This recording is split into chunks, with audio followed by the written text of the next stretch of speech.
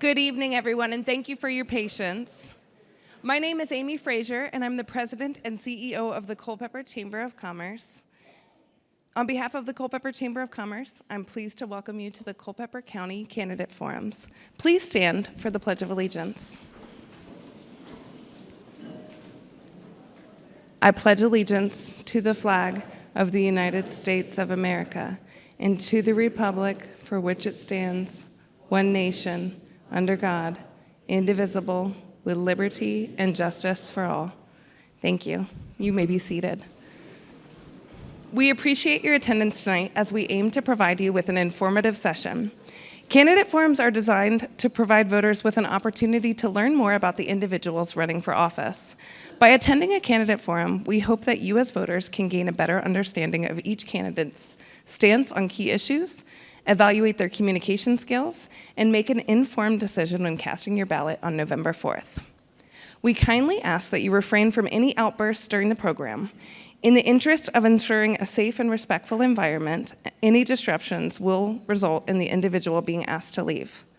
Additionally, we ask that you please hold all applause until the end of the session. Please do not applaud after candidate responses.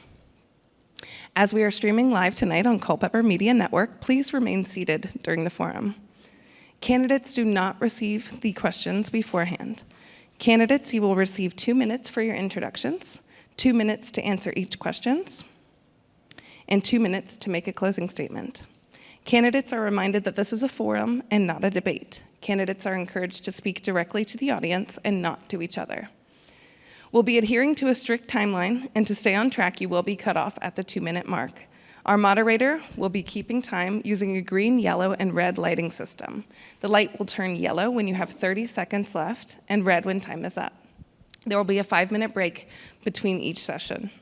Our moderator for the evening will be Professor Neil Mayers. Neil Mayers is a professor at marketing at Germanna Community College, where he has taught since 2010.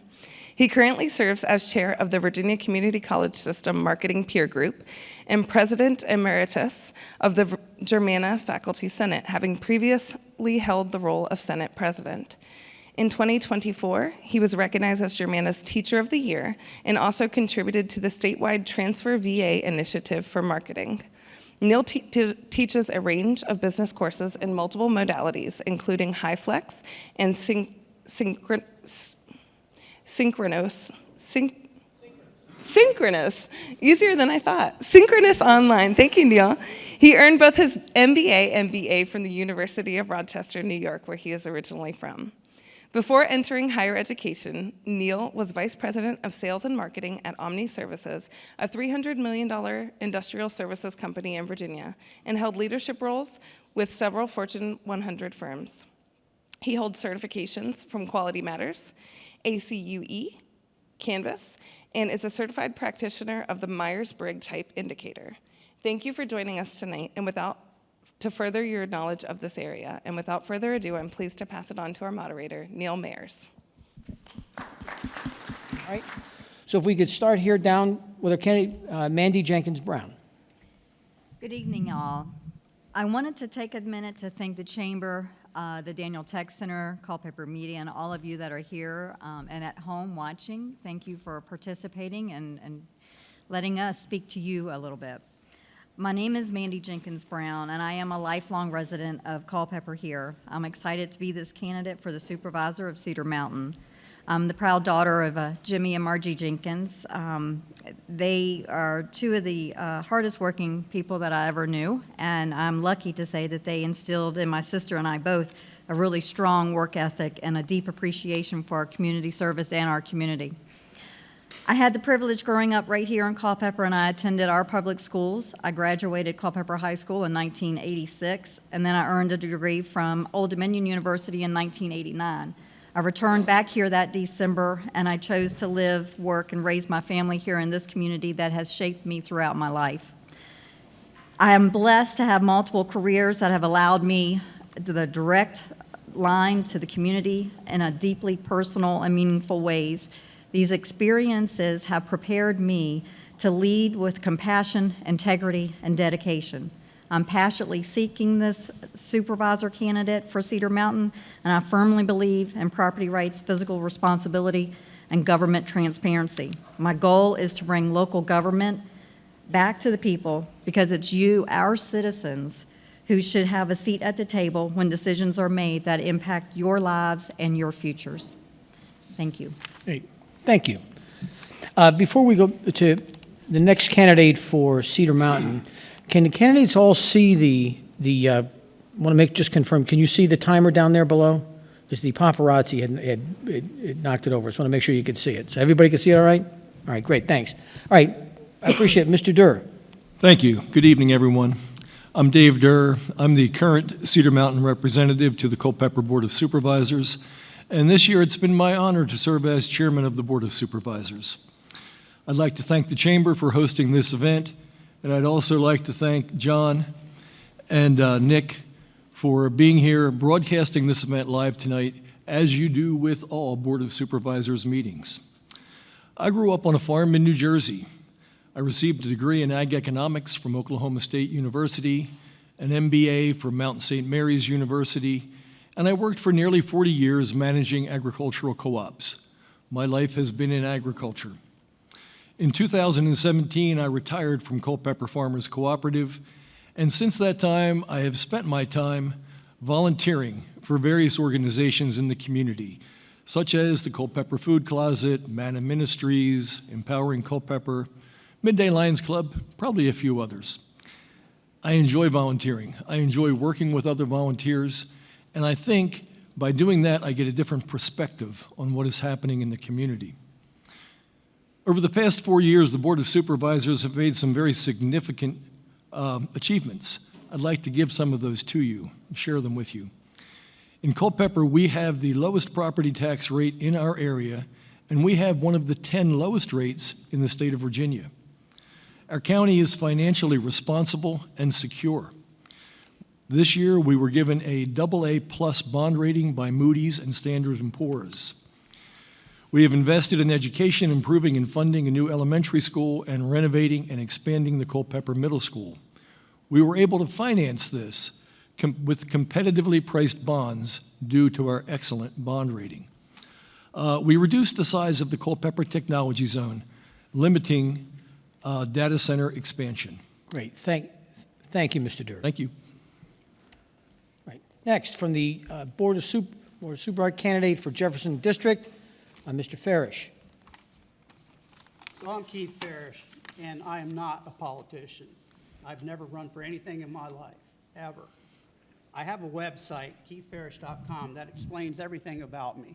6 videos, all my plans, all my personal life, whatever you want to know. But I want to take the time.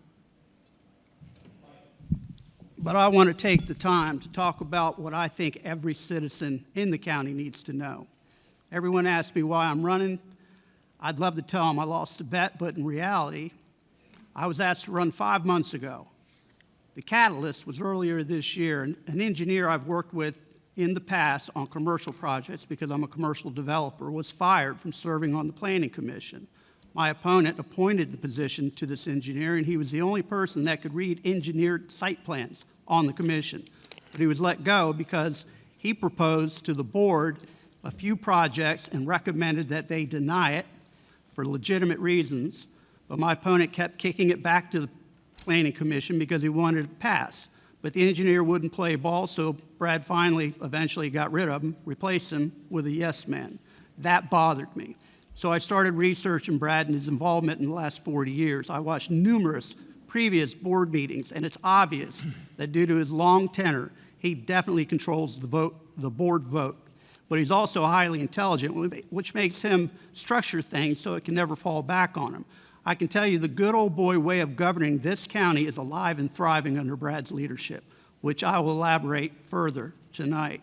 You will see that he's been in bed with VDOT for decades. The star exponent is also in his back pocket, as well as a developer for Stonehaven, which Brad has quoted in previous board meetings saying the man is a good man, he's a man of his word, when nothing could be further from the truth. He'll tell you that he voted against Stonehaven, yet I've never seen on other board members vote against the wishes of the supervisor Thank- where the development is in Thank you, his own district. Thank you, Mr. Farish. That was a good run. 2 minutes is 2 minutes. Not a problem. There you go. Mr. Rosenberger, other candidate from Jefferson District. Yes, sir. Thank you very much. It's going to be hard not to turn this into a debate because I think somebody lives in fantasy land. My name is Brad Rosenberger. My wife and I have 4 children, 7 grandchildren. Not all of them are here because there probably wouldn't be enough seats here tonight for them to get in. I'm a 5th-generation farmer and businessman on land that has been in my family since the 1800s.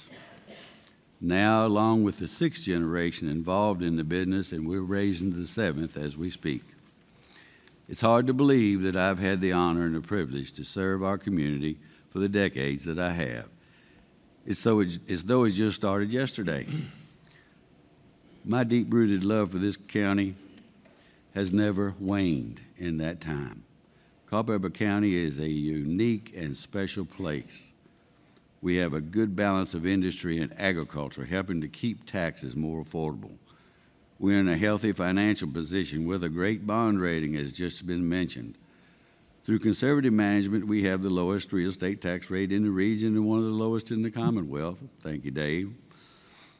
Just as a note on economic development, United Electric just invested $2 million in a 30,000 square foot building in our air park. And Gingham and Taylor just did another shift addition, which means we're getting busy. I have always fought large-scale development and voted to minimize our tax increases. I have not supported data centers recently because I think we need to find out the impact. I am deeply committed to preserving our rural character and the quality of life that we all enjoy with a voting record that demonstrates that commitment. Thank you, sir. Thank you. Next, from Stevensburg District, Ms. Gugino. Yes, thank you. I would like to thank the Chamber for putting on this event. My husband and I moved to Culpeper over a decade ago to start a farm. We built a business raising turkeys and beef cattle. We started a family. My daughter's 4 years old.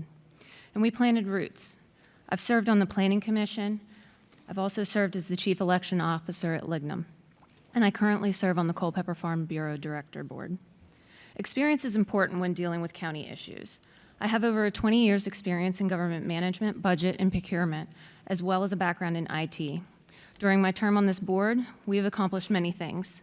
We adopted the new utility-scale solar ordinance with project limits to 300 acres, revamped the purchase of development rights program, which will be initially funded through data center profits to the tune of $125,000, which state and nonprofits will be willing to match. We created the drug court, which has saved the county over $1.3 million in jail services, codified public utilities as conditional uses in all zoning designations, concentrated our data center development to one area, and codified data centers outside that area to conditional use. We've maintained one of the lowest tax rates in the Commonwealth while securing over $100 million for school capital improvements, also while saving over $800,000 in interest on refunding an old loan. This election will drive Culpeper in one of 2 directions. One direction works diligently to preserve all that we love, and the other quickens our progress towards being the next Prince William County. I ask for the privilege to continue to serve the Stevensburg District on this board and advocating for Culpeper at the local, state, and federal levels. As a Christian, wife, mother, farmer, small business owner, I'm running for re-election to maintain Culpeper's character for future generations. I'm not on this board for me. I offer my time and energy to this community that I love. Thank you. Last, Mr. Payne. Thank you. Good evening. My name is Dwayne Payne, and I'm proud to be running for the Stevensburg District. Culpeper is a special place. I was born and raised here. I understand the values that make our community strong: hard work, responsibility, and respect for our land and neighbors. I am running for Stevensburg because I believe our county government should be transparent, fiscally responsible, and always accountable to the people it serves. As your supervisor, I will focus on, I will focus on protecting farmland and property rights so we can pass the same opportunities to the next generation. Manageable growth so our schools, roads, and services keep pace without losing the character of our community. Promoting fiscal responsibility and transparency so every taxpayer can trust their dollars are being well managed. I believe in listening, working together, and finding solutions that unite rather than divide. My goal is to serve the people of Stevensburg honestly, accessibly, and with common sense. Together, we can preserve what we love about Culpeper while building a strong foundation for the future. I would like to thank the Chamber for having this great event, and I'd like to also thank everyone for attending our forum. Thank you very much. Thank you. Appreciate it. Now, here's what we're going to do. We're going to go into the question round. I have 2 carefully preserved secret questions that we're going to ask each candidate. I also want to go through and just remind everybody, and I know we all know this, but this is not a debate. This is a conversation. This is an opportunity to present your viewpoints, okay? So just as a reminder, so what I'm going to do is, for each candidate, and I'm going to start with Mr. Payne. I'm going to start at the other end, and we're going to work down the other way now. But I'm going to read the question. I will read the question to each candidate, and you'll have 2 minutes to answer it. All right, so Mr. Payne, are you ready? Yes. Okay, question 1. How will you ensure that new development balances growth with preserving the community's character and quality of life? Okay, that's an easy one. Part of my platform is no new residential rezoning. We have, there's been a push to have more high-density residential, especially around the town of Culpeper. We've created a lot of congestion. We've created a lot of overdevelopment that our roads and schools won't support. We simply can't support it. So I believe I spent 2 terms on the Planning Commission, and I never supported a residential rezoning. So basically, what I'm saying here is no increase in densities. We simply cannot afford it. It's a real simple approach, and it's for our community. Culpeper has always been slow and gradual, and that's how Culpeper must remain.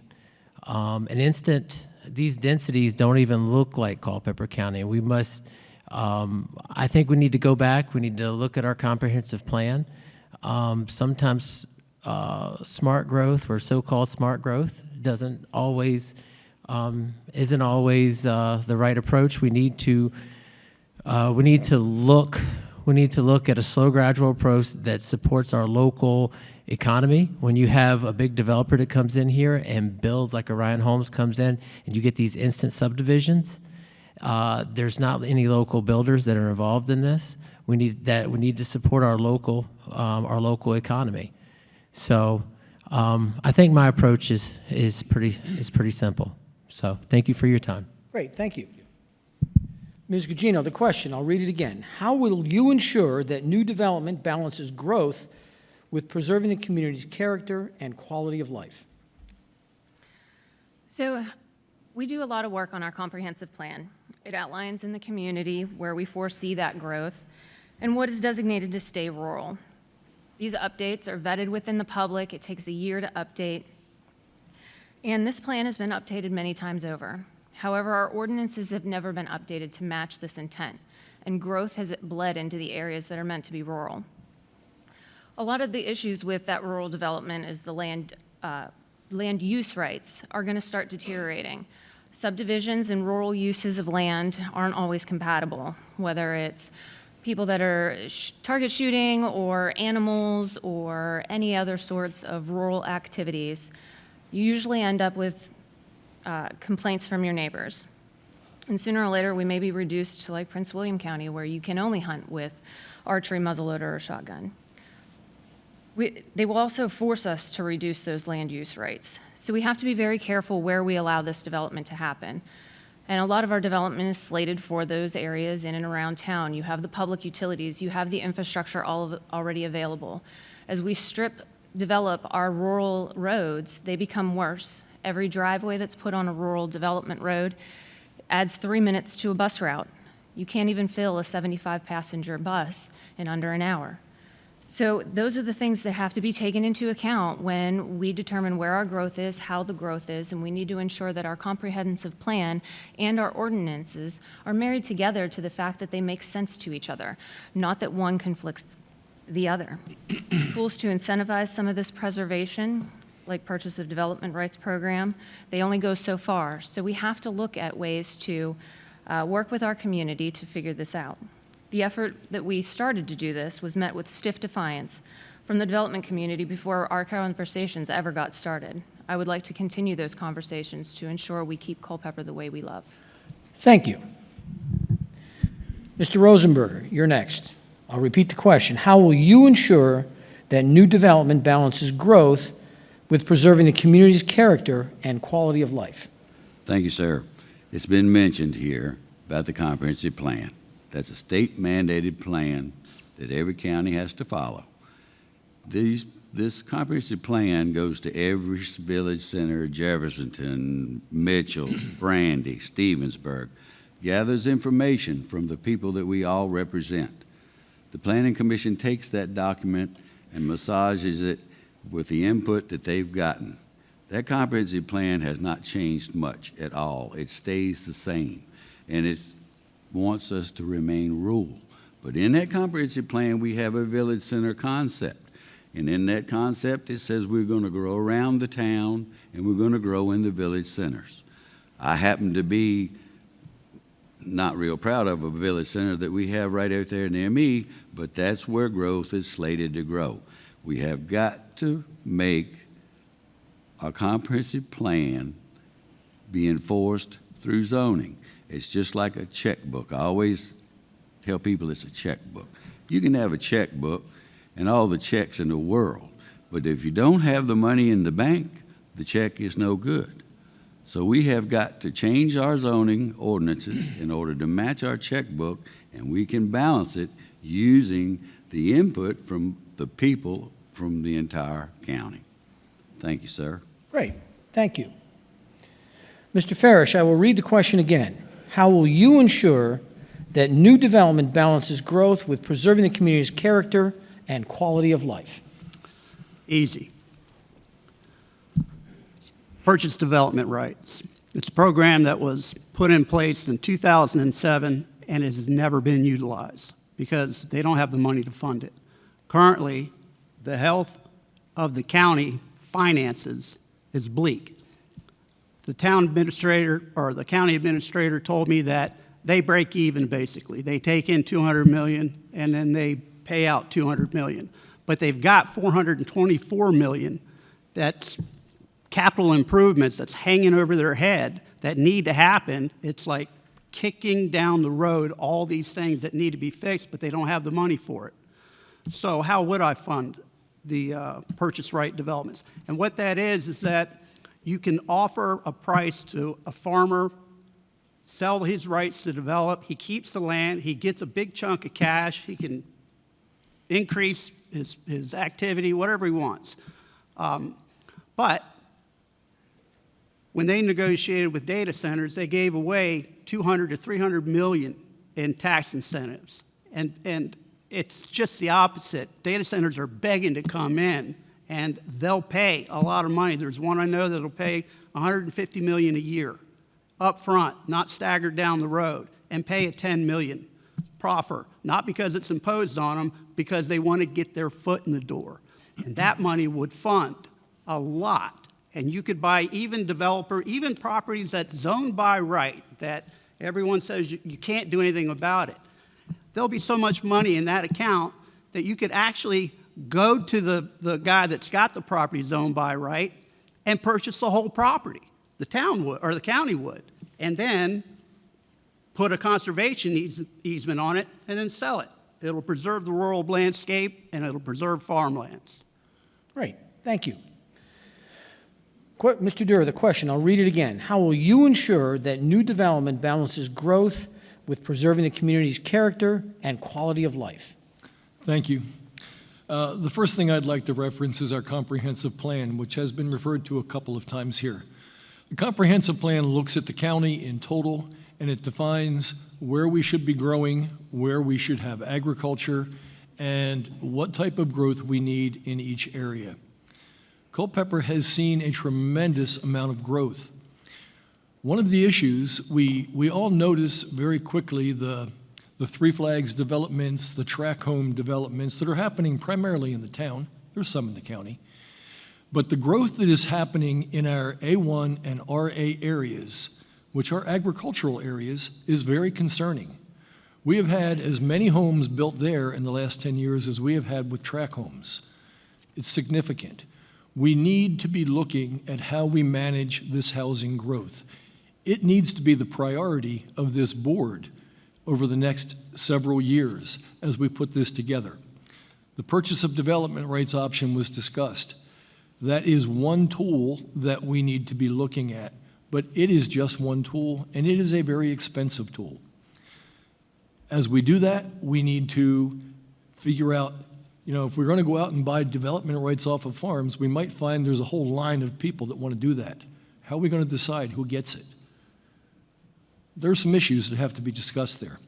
We need to be looking at best practices from other counties, from other areas, to see how this has been done. And lastly, we need to have a board that does not have a conflict of interest, that is not looking to build houses. We need to have a board that wants to solve these problems for our county. Thank you. Thank you. Ms. Brown. I think it's something that we all feel that is near and dear to our hearts is our homes, our families, and how they are raised, how it promotes everybody here. We do not want large developments coming in. That are going to happen overnight, put the burden on the infrastructure. Those are the things that we talk over and over and over again that we don't want. We go back to the comp plan and we want everything ruled. That's what we've said for as long as I can remember being a young teenager in a room at the auditorium when they were discussing it. So the fundamentals haven't changed. It's how do we get there? The biggest thing I see is we don't rezone. We don't encourage higher densities. We don't allow upzonings once they're there. The other thing that I see is when we expand our urban services boundary that came now out 29, now it's going up to the backside of Dixon off of Merrimack, that only ensures the ability for KHUB, who put the application in a couple months ago and got the approval to do so, the ability to maximize the density. Why do we want to allow a builder to encourage him to get the maximum density? We can't stop, and I am absolutely property pro rights for people. We do not want to take your rights away, but I don't want to encourage and help you do a whole lot more that the land doesn't say that you can do on its own. I think we have to look at things as a whole as they come across. I think that having people involved in the community that are vested in our community and know the processes and who supports it is important as well. Great. Thank you. Thank you very much. All right. Our second question, and we're mixing everything up here, okay? We're going to start with Jefferson District. Mr. Rosenberger, you're going to go first, and I'm going to read the second question here. Yes, sir. And once again, this is a secret question. Mr. Rosenberger, how should the county prioritize road, water, sewer, broadband, and first responder infrastructure to keep up with both new and existing neighborhoods? You're going to have to repeat that question again. I certainly will. I'd like to repeat that question. Okay.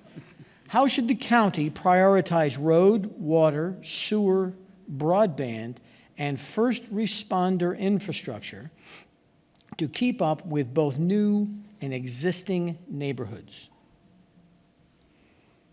Okay, thank you. We work tirelessly with VDOT through revenue sharing and putting money toward increasing roads, making roads better. We have a water and sewer plant that has been turned over to the county, which is way too big, and we really didn't need it. But water and sewer is not really an issue for the county at this point in time because we're seeing development that's being pulled to it just like a magnet. Broadband is the big question. we had a broadband provider that was under contract to work with Culpeper County.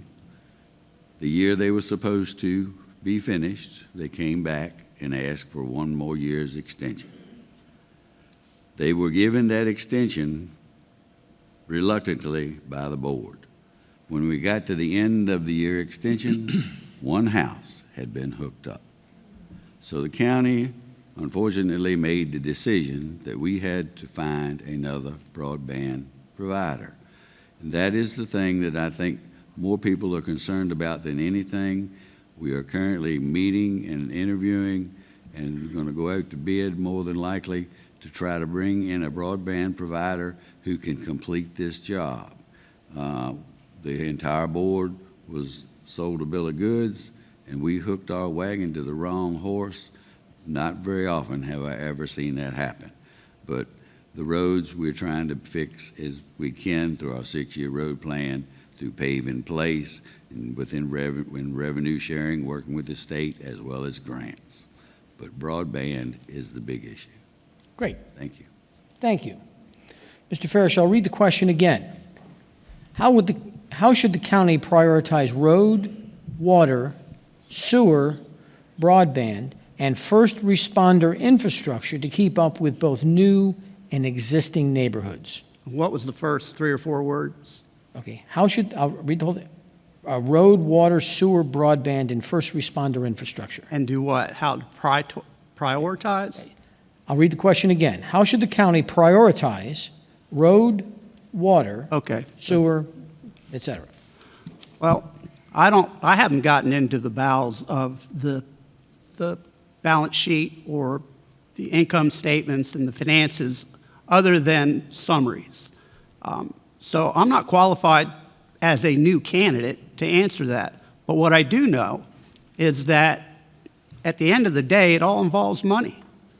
And regardless or irrespective of what I'm hearing up here, I've got actual numbers from the county administrator showing that nobody's talking about the big elephant in the room, and that's these capital improvements, building a jail, the courthouse, and we're breaking even every month. So the money's got to be coming from a different source, and that money would dictate funding all of the infrastructure that you're talking about. As to prioritize, well, it sounds to me like it would depend on what the citizens are in need of most. I would think that the internet would be the first, because that's what I hear people talk about the most. But I haven't talked about any of those issues with any of the other citizens, so I don't know, but I can certainly find out. Okay, fair enough. By the way, the 1 house they hooked up was mine, so thank you, just to let you know. It wasn't really, just a joke. No, just kidding, just You're kidding. a lucky It was man. not my house. It wasn't my house. Actually, Ms. Brown, you'll take this question here first. Okay, how should the county prioritize road, water, sewer, broadband, and first responder infrastructure to keep up with both new and existing neighborhoods? Well, I think when it comes to, as Mr. Rosenberg said, we work in cohesion with VDOT in those areas on the roads, which is obviously important on our secondary roads. It has to be, many of them probably brought to a higher standard for some of the traffic numbers that are out there, and that has been because the houses have been built. The Water and Sewer Board, they will take that lead in that. I don't know where we're at on that in the county. I do know that, you don't have a lot other than the one with Clevenger. So that I'm not an expert at. I couldn't tell you where that needs to be. As far as the first responder infrastructure, after attending several of the meetings and the work sessions, it is apparent that that is a high need for our volunteers. Our volunteers do a lot for our community, but they have to train outside the community. We are lucky that they can have different areas, like the other week in town, there was a house that they could do a little training exercise at. But that is something that we're going to have to work on because they need that to be able to keep us safe. but broadband would probably be the number one. And with what people need to rely on for work, for the students, that is important. And unfortunately, yeah, the board, I can't say I would, I can screw that up any more than what they already did on that one. So yeah, they do need to work on that, and that's got to get addressed. Great, thank you. Mr. Durr, let me read the question again. How should the county prioritize road, water, sewer, broadband, and first responder infrastructure to keep up with both new and existing neighborhoods? Thank you. First of all of these issues are very important in our growing community, and as the community grows, they become more critical. With roads, we work with VDOT. We have plans where we have revenue sharing that is put in place. The two roads right now that are being looked at and are pretty well funded are Riva Road and White Shop, that will have some widening and some work done to them. And that has been a plan that has been working through the Public Works Committee for several years. Water and sewer, we work with, we have the plan at Clevenger's, we have a plan at the airport, and we work with the town on water and sewer in the town environs. And that is a project that was put together and sort of worked with this chamber. This chamber was very integral in that happening probably about 12 years ago. So that's kind of covered. Broadband, I will fall on the sword. We hooked up with the wrong provider. We are working diligently to find someone to provide broadband to the county. It is a utility. It is needed. In this time, it should be there, and there's no question about it. Let's talk about first responders. We are very, very fortunate here in Culpeper County. All of our fire coverage is provided by volunteer firemen. If we were to go out and have to hire firemen to cover what they do, it would cost us tens of millions of dollars. The county works very well with the Volunteer Fire Association, which covers all of the departments, and with each department. We help to fund the volunteer fire departments. We provide some professional EMT services. There are also volunteer EMTs that work with us. We are blessed to have the first responders that we do in this county. Thank you. Great, thank you. To our Stevensburg candidates, we're going to start with Ms. Gugino. Let me read the question to you again. How should the county prioritize road, water, sewer, broadband, and first responder infrastructure to keep up with both new and existing neighborhoods? Thank you. Well, welcome to the day in the life of a supervisor. This is a daily thing that we talk about, that we converse about, and you'll get 7 differing opinions. Our roads, we need to work on working with VDOT, revenue sharing, the 6-year plan, rustic programs to make sure that we're getting the best roads for our community, the safest roads for our community, especially our school buses. We've worked diligently with some safety precautions on Riva and White Shop, as Mr. Durr pointed out. Stevensburg is definitely sorely needing that attention, which we are going forward this time with some requests. Water and sewer, like they said, we have agreements with the town for the areas in that environs, the air park and Clevenger's Corner. Broadband, same difference. We did not get a provider that was willing to meet their commitments, so we unfortunately have to start back from scratch. We do have some money available for that, but we are looking at the most cost-effective way to get everyone broadband service. Our fire and rescue, cannot reiterate enough that with this volunteer staff, we are so blessed, and they save this county a lot of money. But prioritizing it, it goes back to where our growth is. You want to make sure that our growth is where the infrastructure can handle it, so we're not spending millions of dollars updating roads that were meant to be nothing more than a horse trail that now have hundreds of houses on them. And we got to make sure that we're managing those infrastructure projects. We have different areas that want to be developed in industrial and commercial, but we don't have the infrastructure to support it. So we have to be making sure that we have our comprehensive plan, we have our zoning correct to be able to accommodate what infrastructure improvements we can make and which ones we need to plan for the future. Thank you. Lastly, Mr. Payne. Let me read the question again. How should the county prioritize road, water, sewer, broadband, and first responder infrastructure to keep up with both new and existing neighborhoods? Okay, so I think the job is balancing all these priorities.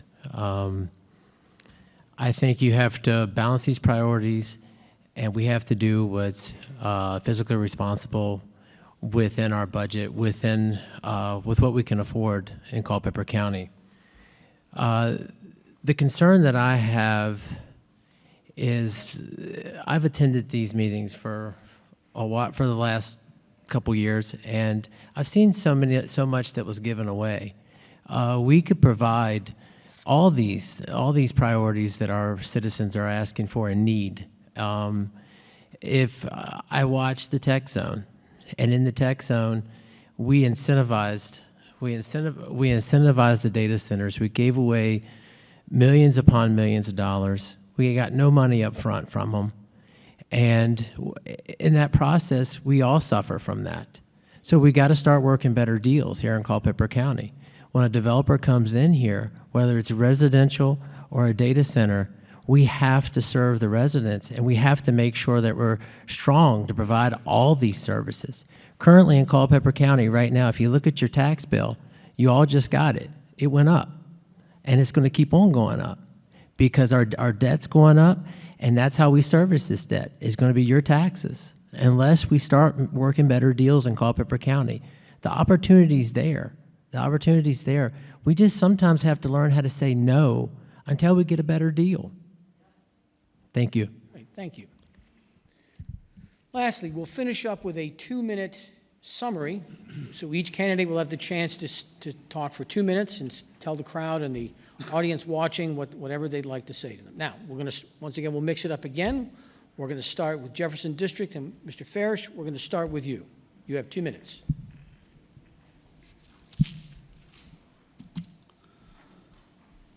I want full transparency. That's what I want. And I have not seen it in this county since I've been here. And I don't like that. I think every citizen needs to know what's going on before it happens, not after, or in a back room and finding out after. There's a lot going on with what's going on behind the doors. And I'm trying to end that. I'm trying to break up that good old boy system. It's alive, it's well. They can say I'm in fantasy land, but I know what I'm doing. And it's very prevalent. It's easy to connect the dots, very easy to connect the dots. I mean, if I win or lose, it's not relevant. What's relevant is the public needs to know what's going on. And they're not, period. I hear it from every part of the county. And there's a reason for that. And I'm trying to break up the cabal, if you will, for the benefit of everyone. I didn't want this job. I'm doing it because I feel like there's a lot of shady stuff going on. And I want to fix that. And I want to break it up. And I want everybody else to be involved, not find out after the fact. It's every citizen's right, and it's extremely important. I thought the good old boy, that whole deal went out years ago, but it's alive and functioning very, very well, and it concerns me.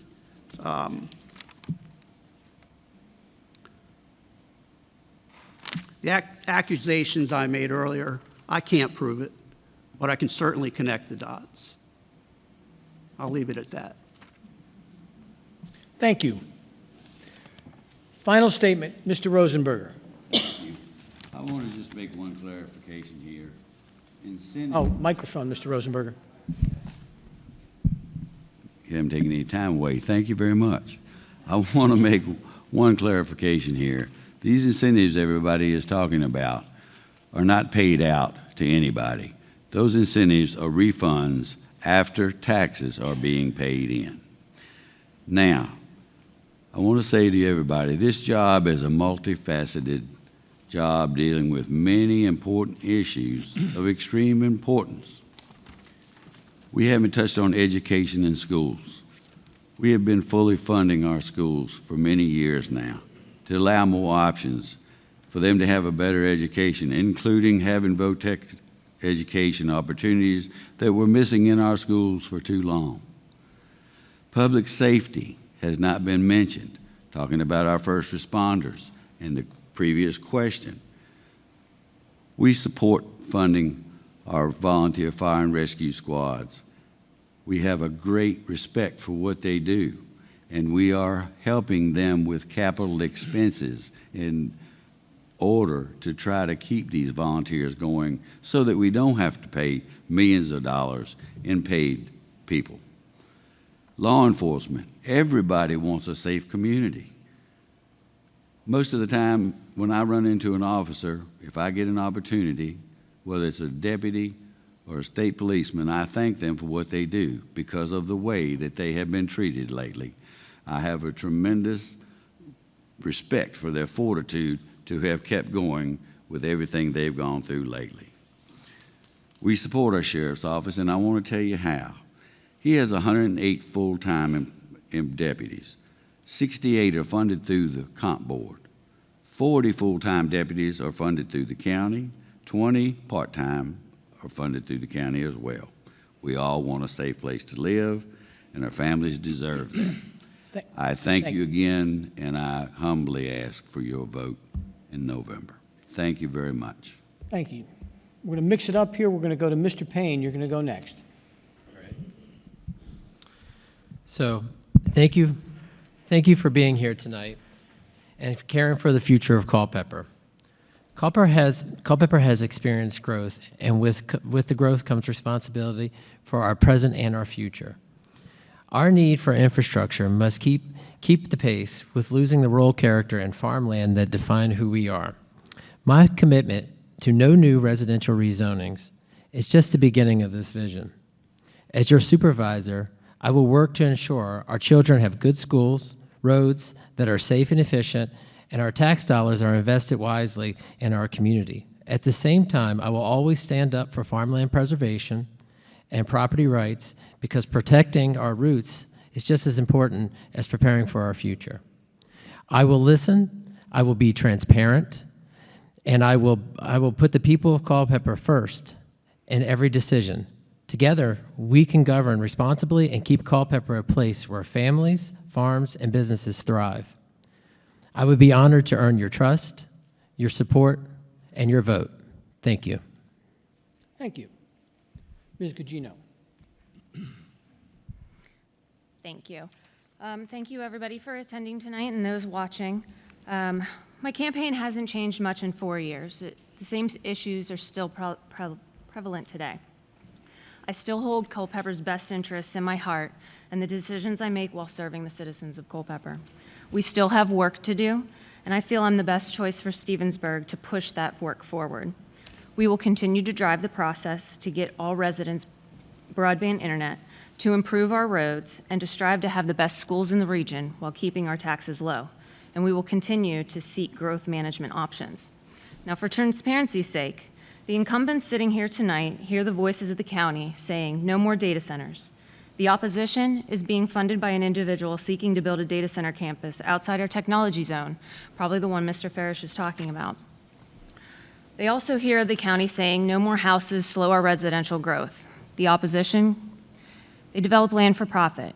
The incumbents are laboring to determine a fair way to protect a vital economic sector in our community, and that's agriculture, which helps keep our taxes low and our county rural. The opposition keeps preaching property rights and protecting agriculture while they split lots and build houses or support it on agriculture land. There's a gross distinction between the incumbents and the opposition. We, the incumbents, serve on the board to give, as you can see by all of our volunteer work and serving on the board, and the opposition wants to serve to gain. Thank you, and I would be honored to have your vote in this election. Great, thank you. We'll go over here, Mr. Durr. Thank you.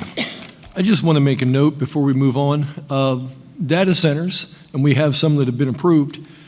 Data centers have proffered $3 million that will come to Culpeper as they develop, so it isn't like we got nothing. Thank you all for being here tonight. We appreciate it. Over the next several years, Culpeper will continue to experience changes driven by growth. Our county offers the best of both worlds, a country lifestyle with modern amenities, beautiful views of the Blue Ridge Mountains, manageable commute to Northern Virginia and Washington, D.C., and the lowest taxes in the region. What's not to love? Everybody wants to come here. It's no surprise that people are moving to Culpeper. The challenge before us is making sure that as we grow, we do it wisely. We must preserve our rural character and the small-town charm that defines Culpeper. This will be the biggest challenge facing the Board of Supervisors in the years ahead, and it's the reason I am running for re-election. As a board, we must work together to explore every option for maintaining open space, preserving farmland, and ensuring the growth is matched with infrastructure that it needs to support. To do this, we must set aside partisan politics and avoid conflicts of interest. That's why I'm running as an independent. I have not accepted any money from special interest groups or political parties. I'm accountable only to the citizens of Culpeper. I have no conflicts of interest. I don't build houses. I don't sell houses. I have not filed lawsuits against the county to increase the time it takes to subdivide agricultural land. I appreciate you listening to me tonight. I ask for your vote, and thank you for your support. Great. Thank you very much. Ms. Brown. Thank you for your time and the opportunity to speak to all of y'all tonight. Rob, Sarah, Spencer, Dad, Missy, and all the other countless others that have been supporting me, begging me to continue on, and that keep helping and pushing me along the way. I want to say thank you. It's been many ways that you have contributed, and I do appreciate it. I believe with all my heart, that Culpeper is a wonderful place to live, and I do want to help preserve that way of living for generations to come. I'm committed to listening to you as the citizens and dedicating my time to serve the needs of our community. And as someone that is deeply vested in Culpeper, and with over 30 years of personal history, as Mr. Durr has learned and mentioned, I have been preserving that character of Culpeper, never requesting a rezoning. Yes, my husband is a retired builder of the area, and I'm proud to say that he has been able to build many of our firefighters, our building inspectors, our teachers' homes. It was a way of living, and it was a good one, and it was one that we're proud of. We've worked here in this community, and we have fought for our rights as I would fight for yours. I don't give up, and I don't sit down. I'd be honored to work alongside everybody here to implement the thoughtful long-term planning that we have been lacking, and I would support the responsible, smart growth that keeps an area healthy. We need to ensure the physical responsibility is there, and we have to prioritize the safety of our citizens. I'm committed to hosting regular town halls to hear your input. We need forums that will allow us all to talk. We need advisory committees like we've had in the past, and when major decisions are significant that impact our community, we need to get those to referendums and let our people say what we want and what we don't want. Your voice deserves to be heard and truly considered. Thank you. I ask for your vote. Thank you. Before I turn it over to Amy and the folks at the Chamber, as somebody that's lived here for 30 years and plans on living here another 30 years, I want to appreciate the work that the incumbents do, and I want to sincerely thank the people that are running, the new candidates that are running, for your commitment to our community as well. So thank you all for making this a better place to live.